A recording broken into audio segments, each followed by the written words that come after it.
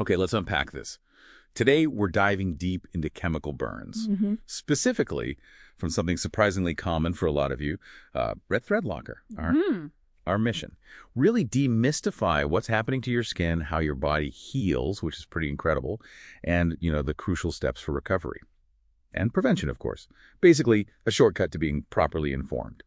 So let's start with the basics. What is actually in this stuff, this common product? What makes it cause such, damage? Is it different from just a regular thermal burn, like touching a hot stove? Yeah, it's actually quite different. What's fascinating here is it's what we call a dual mechanism injury. Dual mechanism, meaning two things happening. Exactly. First, you've got the primary corrosive agent, that's cumene hydroperoxide. Think of it as a potent oxidizer. It directly destroys tissue. It basically rusts your cells. Wow, okay. Yeah, the safety data sheets are pretty clear. It gets the hazard statement, H314, causes severe skin burns. That's direct damage. Kind of similar in effect to a thermal burn, but the cause is chemical. Okay, so that's one mechanism. What's the other part of the dual? Right. The second part involves methacrylates, something like polyglycol dimethacrylate. These are, building blocks for plastics usually, but here they act as both irritants and powerful sensitizers. Sensitizers, like an allergy. Precisely. Yeah. This answers a really common question.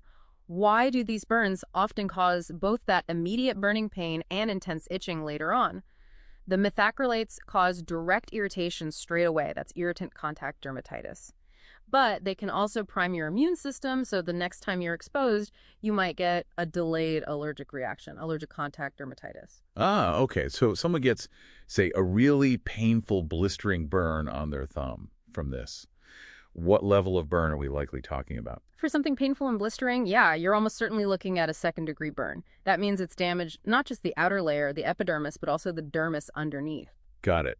So with this kind of two-pronged chemical attack happening, how does the body actually respond? How does it repair itself? Well, the body's response is pretty remarkable, and it follows a predictable pattern, especially for a typical second-degree burn like we're discussing.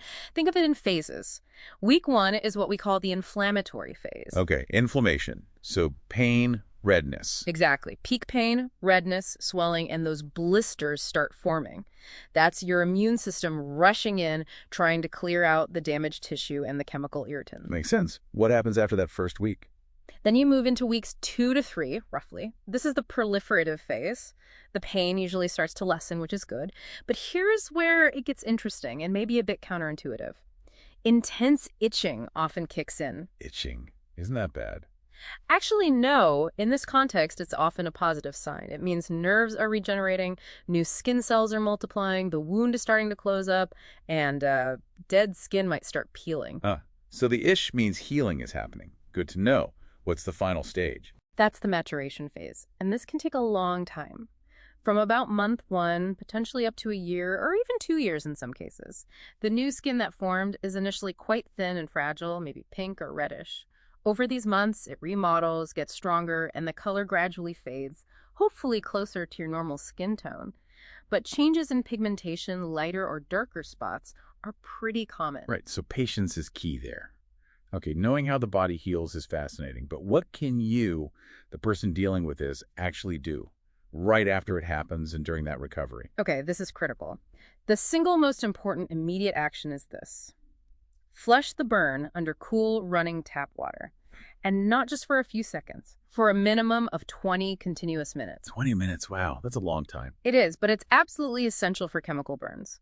Unlike a heat burn where the heat source is gone, the chemical can sit there and keep doing damage. Prolonged flushing helps physically remove as much of it as possible. Doing this quickly, ideally within 10 minutes, can significantly reduce how bad the burn ends up being. Okay, 20 minutes cool running water. Got it.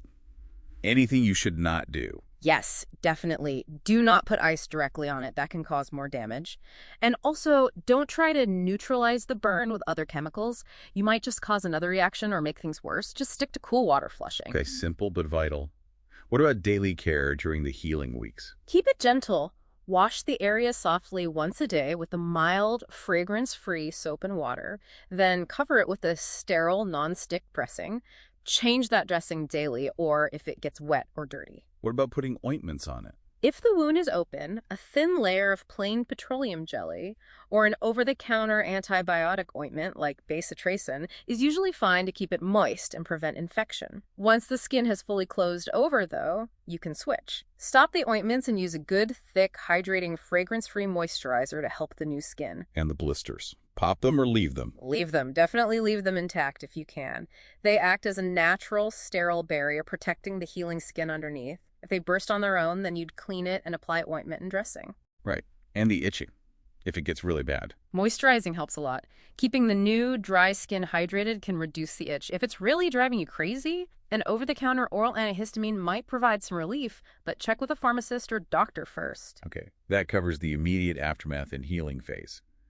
But recovery doesn't just stop when the skin closes over, right? Let's talk long-term scar care and maybe more importantly, how to avoid this whole mess in the first place. Absolutely. For minimizing the scar's appearance, especially any darkening, sun protection is paramount. Yeah. Seriously.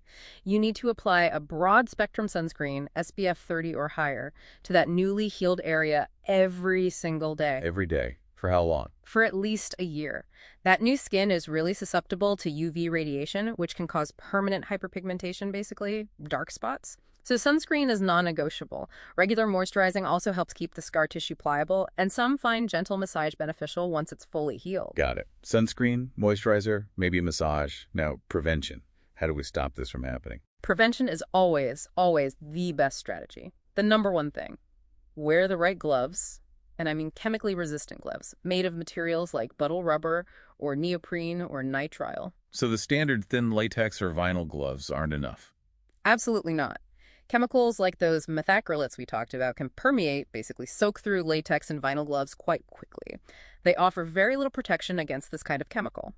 Also, always use good eye protection like safety glasses or goggles, and make sure you're working in a well-ventilated area. Right. Proper PPE, personal protective equipment, is key. Butyl, neoprene, nitrile gloves. Okay, one last crucial point.